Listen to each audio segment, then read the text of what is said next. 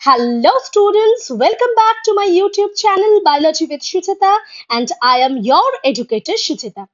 आज biology with शुचिता में बायोमोलिकुल्स का बेसिक्स जो कि न्यूक्लिक एसिड्स के नाम से जाना जाता है उसी टॉपिक को लेके हम आ चुके हैं।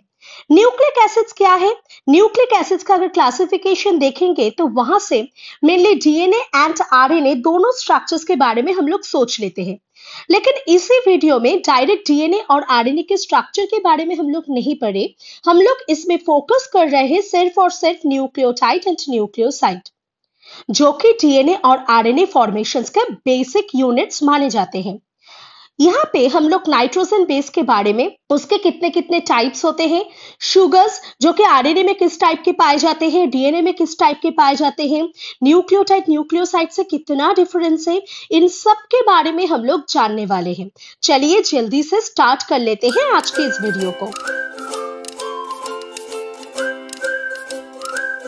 न्यूक्लिक एसिड पहले कौन डिस्कवर किए थे? इस न्यूक्लिक एसिड को फर्स्ट डिस्कवर्ड बाय फ्रेडरिक मीचर। तो साइंटिस्ट फ्रेडरिक मीचर ने पहले न्यूक्लिक एसिड को डिस्कवर किए थे, लेकिन जब वो न्यूक्लिक एसिड को डिस्कवर किए थे तब उसका नाम उन्होंने दिए थे न्यूक्लिन। ये न्यूक्लिन मिला कहां से उनको? ये nuclein nuclei of the past cell से मिला था, जो कि डिस्कार्डेड सर्जिकल बैंडेज से पाई गई थी। ये न्यूक्लिन को तब एनालिसिस किया गया था और देखने को मिला था कि it is a mixture of basic protein and phosphorus containing organic acid. इसमें क्या प्रेजेंट है? इसमें बेसिक प्रोटीन और ऑर्गेनिक एसिड का मिक्सचर है। बाद में इसे न्यूक्लियन को बदल के न्यूक्लिक एसिड का नाम दिया गया था। आज जो टॉपिक हम लोग पढ़ेंगे वो होगा इसी न्यूक्लिक एसिड का एक मोनोमेरिक स्ट्रक्चर, जैसे कि ये एक पोर्शन जिसको हम लोग आज स्टडी करेंगे as a nucleotide and nucleoside acid.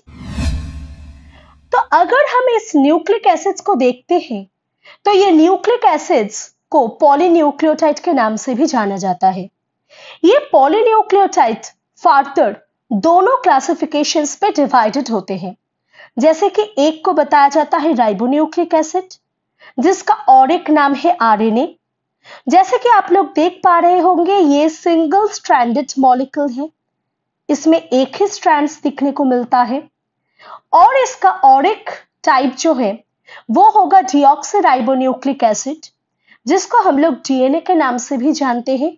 और ये कैसे दिखता है? ये डबल स्ट्रैंडेड स्ट्रक्चर के हिसाब से पाए जाते हैं। तो जैसे मैंने बताई थी कि आज हम लोग ये टोटल न्यूक्लिक एसिड का एक पोर्शन स्टडी करने वाले हैं, जैसे कि एक मोनोमेरिक यूनिट। यहाँ पे क्या क्या प्रेजेंट है एक बार देख लीजिए। यहाँ पे नाइट्रोजन बेस प्रेजेंट है, यहाँ पे कुछ शुगर प्रेजेंट है और यहाँ पे एक फॉस्फेट ग्रुप प्रेजेंट है। तो ये तीनों मिलके क्या बनाते हैं? ये तीनों मिलके बनाते हैं एक न्यूक्लियोटाइड का यूनिट, जो कि न्यूक्लिक एसिड का एक बेसिक यूनिट होते हैं या उसको मोनोमेरिक यूनिट के नाम से जाना जाते हैं। जैसे कि देखिए the monomeric unit of nucleic acids, और इसको फॉस्फेट एस्टर्स ऑफ न्यूक्लियोसाइड्स भी हम लोग बता सकते हैं। तो क्या किस चीज से या क्या क्या चीज से ये बनते हैं कि nucleotide are made up of 3 components, जैसे कि नाइट्रोजनस बेस, जैसे कि 5 कार्बन शुगर, जैसे कि an ion of phosphoric acid जिसको हम लोग फॉस्फेट के नाम से जानते हैं।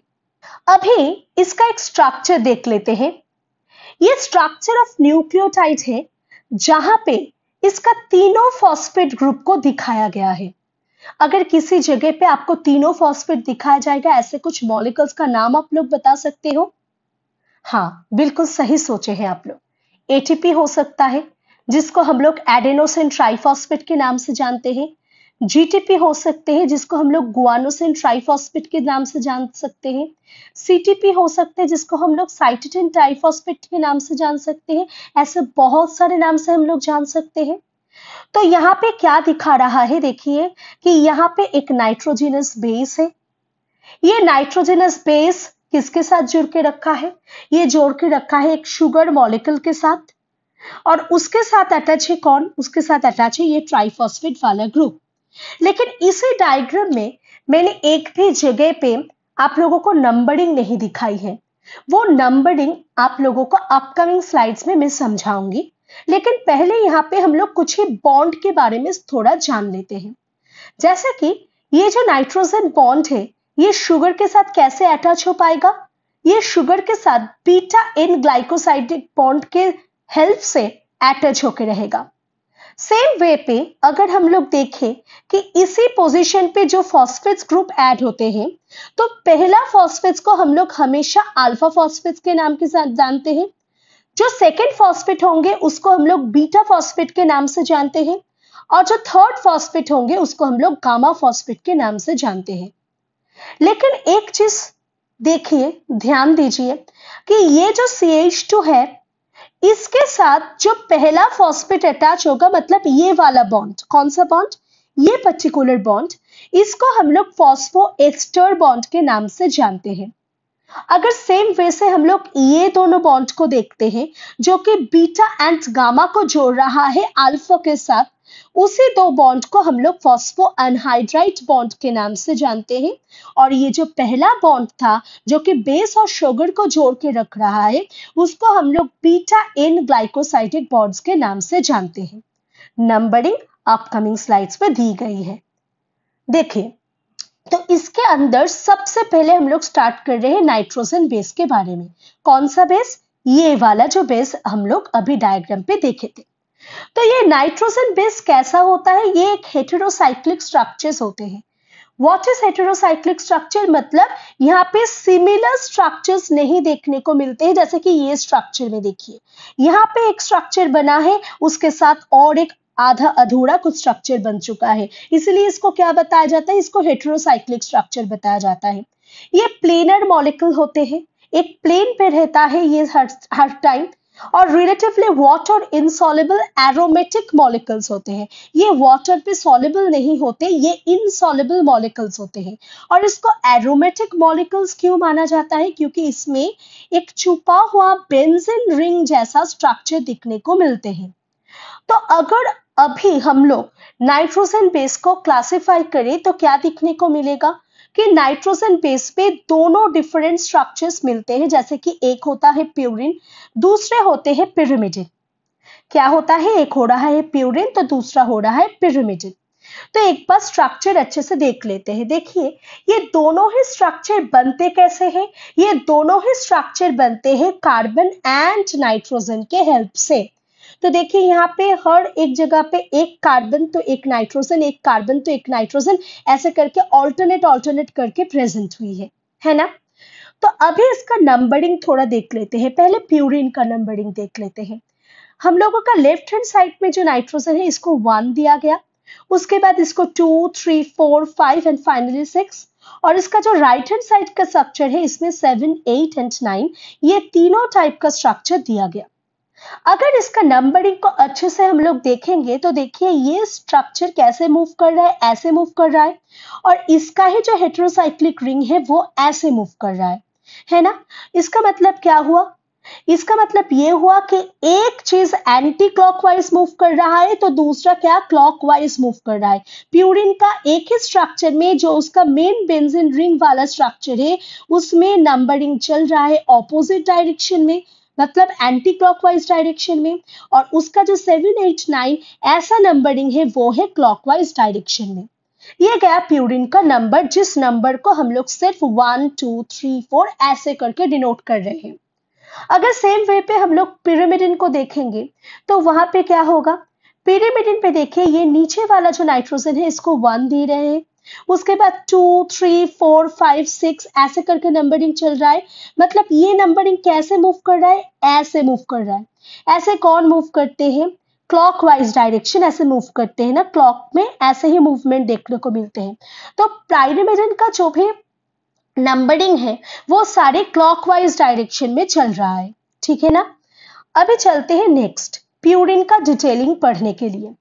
तो देखिए एक और चीज आप लोगों को बताते हैं कि यहाँ पे जितना भी बॉन्ड्स बने हैं, जैसे कि यहाँ पे दोनों बॉन्ड्स बनी हुई हैं, यहाँ पे एक, यहाँ पे एक, ये सारे ही बॉन्ड्स बन रहा है ये कार्बन की या नाइट्रोजन के वैलेंसी के ऊपर बेस करके। जैसे कि हम लोग जानते हैं कार्बन में कितना वैलेंसीज होते हैं, 4। तो देखिए 1 2 3 4 ये वैलेंसी को सेटिस्फाई कर रहा है। सेम वे पे नाइट्रोजन में कितना वैलेंसीज मिलते हैं, 3।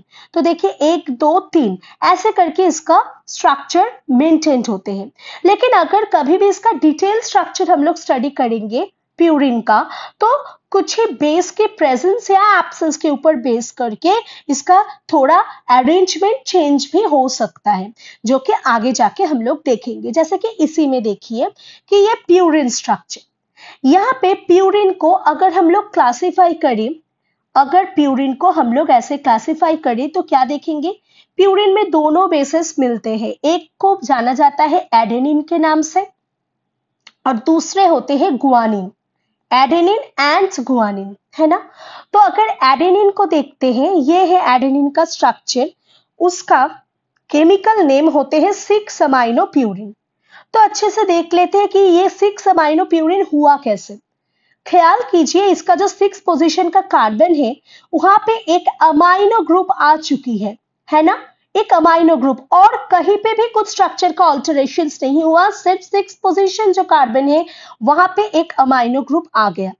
इसीलिए इसको हम लोग क्या बताएंगे, इसको हम लोग 6 अमाइनो प्यूरिन बताते हैं। तो एडेनिन का और एक नाम क्या होगा, 6 अमाइनो प्यूरिन होगा एडेनिन का और एक नाम।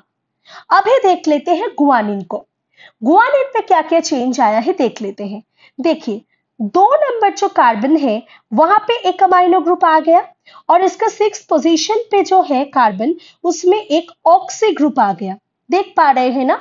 तो एज पर यूपैक नोमेनक्लेचर हम लोग क्या जानते हैं, पहले ऑक्सी आते हैं उसके बाद अमाइनो आते हैं, इसीलिए गुआनिन का नाम हो गया 6-ऑक्सी-2 अमाइनो प्यूरिन। तो ऐसे करके स्ट्रक्चरल ऑल्टरेशंस हो रहा है। तो अभी इसका राइटअप देख लेते हैं। 2 different nitrogen bases with a purine ring are found in DNA and RNA. ये एडेनिन एंड गुआनिन दोनों ही डीएनए एंड आरएनए दोनों में ही दिखने को मिलते हैं।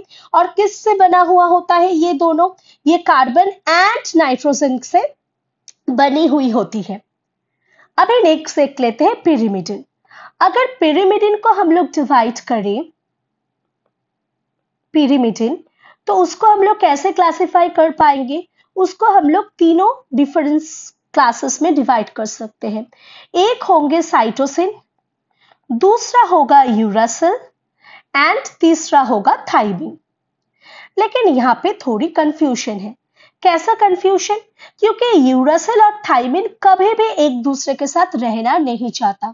ये दोनों को कभी भी एक ही स्ट्रक्चर पे आप लोगों को दिखने को नहीं मिलेगा। आइदर कहीं जगह पे थाइमिन प्रेजेंट होगी तो वहां पे यूरासिल प्रेजेंट नहीं होगा, अगर कहीं पे भी यूरासिल प्रेजेंट होगा तो वहां पे थाइमिन प्रेजेंट नहीं होगा। लेकिन साइटोसिन वो तो बेचारा अच्छा है, वो क्या करेगा, वो एक बार यूरासिल के साथ प्रेजेंट होगा, एक बार थाइमिन के साथ प्रेजेंट होगा, उसमें कोई भी प्रॉब्लम नहीं होगी।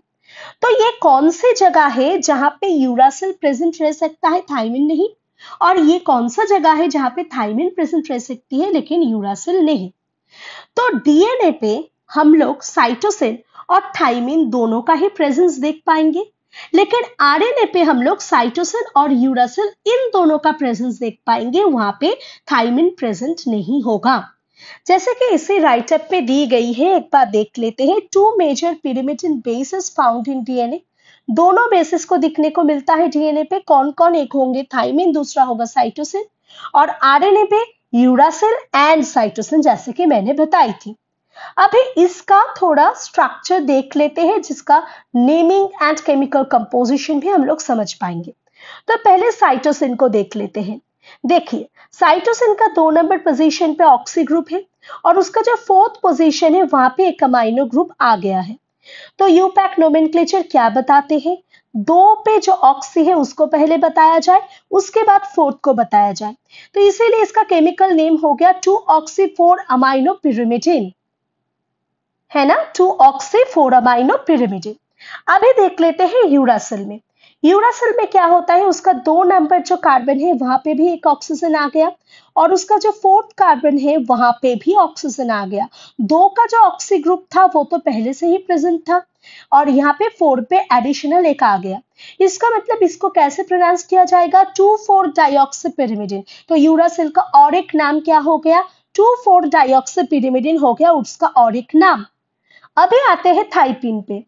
थाइमिन में क्या देखेंगे, देखिए 2 में जो ऑक्सी ग्रुप था वो अभी भी प्रेजेंट है, 4 में भी जो था वो भी प्रेजेंट है, कोई प्रॉब्लम नहीं है। लेकिन एक एडिशनल ग्रुप इस 5th पोजीशन पे आके ऐड हो गया जिसको हम क्या बताएंगे, मिथाइल ग्रुप। तो यूपैक नोमेनक्लेचर क्या बताता है, पहले मिथाइल को बताओ उसके बाद ऑक्सी ग्रुप्स को बताओ।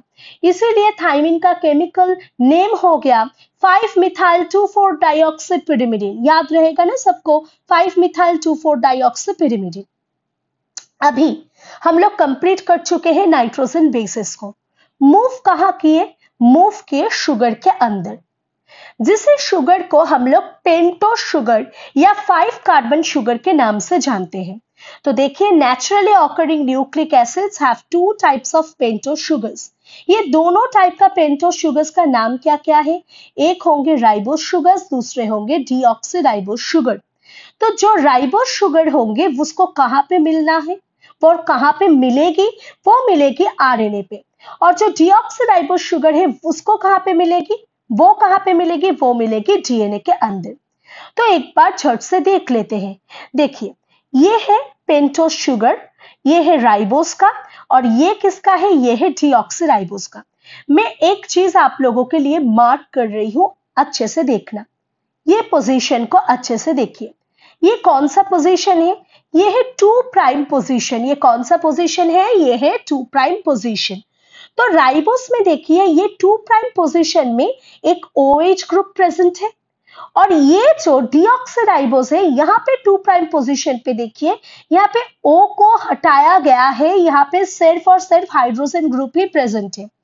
तो यही है डीएनए और आरएनए के बीच का डिफरेंस, जो कि राइबोस एंड डीऑक्सीराइबोस को भी डिफर कर गया है। कैसे, क्योंकि इनका जो 2 प्राइम पोजीशन है, इस 2 प्राइम पोजीशन पे यहाँ पे OH ग्रुप प्रेजेंट होते हैं और यहाँ पे जो 2 प्राइम पोजीशन है यहाँ पे सिर्फ हाइड्रोजन ग्रुप प्रेजेंट है। अभी आते हैं नेक्स्ट चीज आप लोगों को समझाने के लिए कि यहाँ पे हम लोग 1 prime, 2 prime, 3 prime, 4 prime, 5 prime ऐसा प्राइम नंबर्स क्यों ला रहे हैं, क्योंकि समझिए जब भी हम लोग नाइट्रोजन बेस को पढ़ रहे थे तभी हम लोग कैसे मार्क कर रहे थे, 1 2 3 4 5 सो ऑन सो फोर्थ ऐसे करके मार्क कर रहे थे।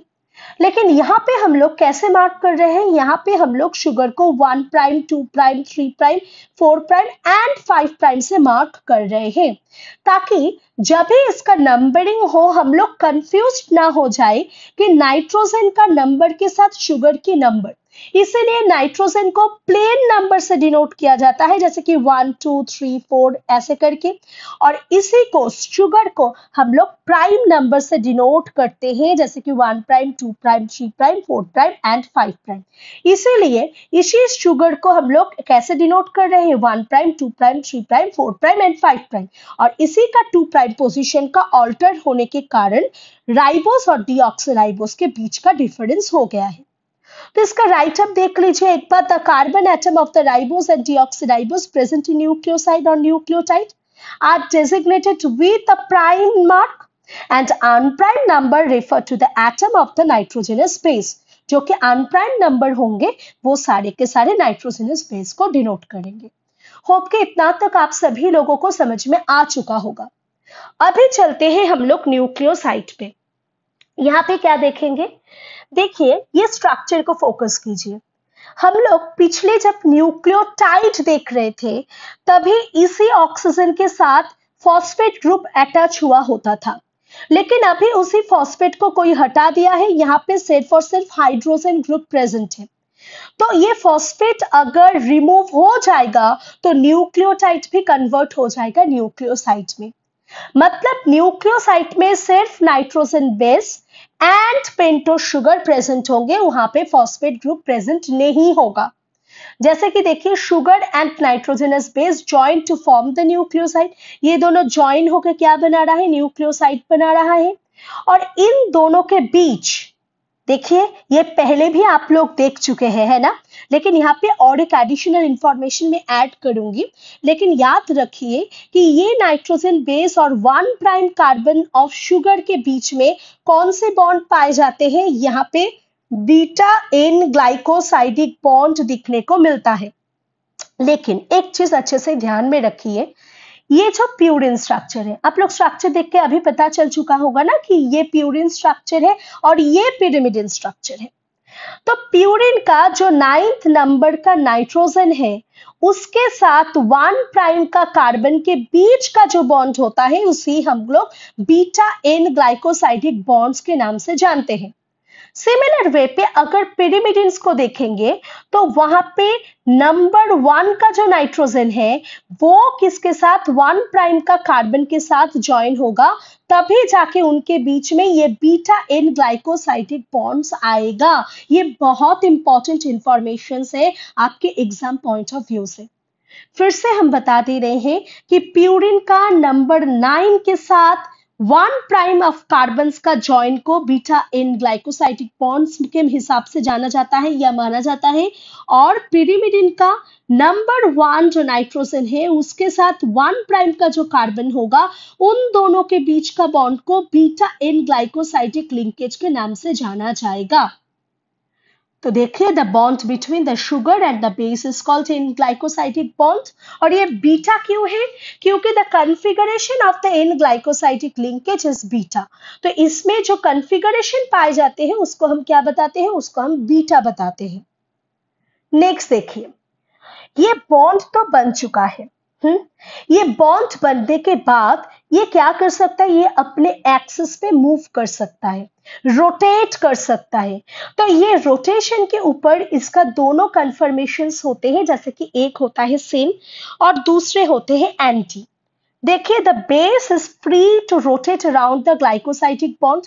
ये होते हैं ना आप लोगों के ग्लाइकोसाइडिक बॉन्ड्स। तो ये ग्लाइकोसाइडिक बॉन्ड पे ये बेस जो कि नाइट्रोजनस बेस है ये फ्रीली रोटेट कर सकता है। तो अगर ये रोटेट करेगा तो दोनों डिफरेंट कॉन्फ़िगरेशन पॉसिबल होगा। तो the two strand conformations of the base around the glycosidic bond are syn and anti। तो ये दोनों किस नाम से जाना जाएगा? एक होगा syn और दूसरा होगा anti। तो pyrimidines adopt anti conformation because of steric interference between oxygen and C prime in the syn configuration। तो देखिए, pyrimidine हमेशा ही anti configuration शो करते हैं। ऐसा क्यों? क्योंकि इसका ये है ऑक्सी ग्रुप, है ना, और उसके साथ ये है 5 प्राइम का कार्बन पोजीशनिंग। अगर ये ऐसे रोटेट करके रहेगा, इसका ऑक्सीजन अगर इस साइड रहेगा तो इन दोनों के बीच एक स्टेरिक इंटरफेरेंस होंगे, है ना। तो इसीलिए ये रोटेट करके हमेशा एंटी कॉन्फ़िगरेशंस पे रहती है। लेकिन प्यूरिन का ऐसा कोई प्रॉब्लम नहीं है, इसलिए प्यूरिन दोनों ही कॉन्फ़िगरेशंस पे अवेलेबल हो सकते हैं। जैसे कि ये देखिए, सिन कॉन्फ़िगरेशन ऑफ प्यूरिन और ये होगा एंटी कॉन्फ़िगरेशन ऑफ प्यूरिन। तो देखिए, purines are able to assume both form syn as well as anti, दोनों कॉन्फ़िगरेशंस पे ही उसको दिखने को मिलेगा। अभी आते हैं इसका नेमिंग में, naming of nucleosides and nucleotides. कैसे नेम हो सकता है? तो देखिए, इसको बेस के हिसाब से मैंने दोनों कैटेगरीज में डिवाइड किए हैं, एक होगा प्यूरिन, दूसरा होगा पिरिमिडिन। प्यूरिन का दोनों फॉर्म है एडेनिन गुआनिन, एंड पिरिमिडिन का भी दोनों फॉर्म है साइटोसिन, यूरासिल एंड थाइमिन। इसका दोनों नहीं, तीनों होना चाहिए, लेकिन यूरासिल जहां प्रेजेंट होगा वहां तो थाइमिन प्रेजेंट नहीं होगा। अगर कहीं पे भी यूरासिल प्रेजेंट नहीं होगा तो वहां पे थाइमिन प्रेजेंट होगा। इसलिए इन दोनों को मैंने एक्स बॉक्स के अंदर ही डाल दिए हैं। तो अभी देख लेते हैं न्यूक्लियोसाइड्स।